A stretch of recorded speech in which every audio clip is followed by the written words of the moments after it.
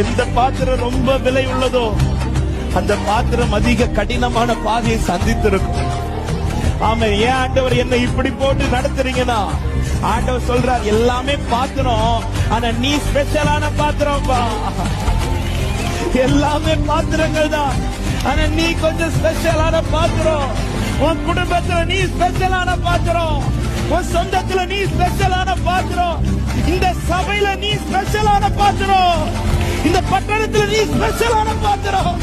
இந்த பாத்திரத்துல அவர் பண்ணின உடன்படிக்கை அது அவமாய் போகாது, அவமாய் போகாது. திட்டமுடையவன் நீ, உடன்படிக்கை உடையவன் நீ, தாழ்ந்து போக மாட்டான். உன் ஆரம்பம் பலரால் தூக்கி வெளியில வைக்கப்பட்டதா இருக்கலாம், ஆனால் முடிவுல நீ வெளியில அல்ல, நீ இருக்க வேண்டிய ஸ்தானத்துல கர்த்தர் உன்னை கொண்டு வந்து இருக்கலாம். நீ இருக்க வேண்டிய ஸ்தானத்துல கர்த்தர்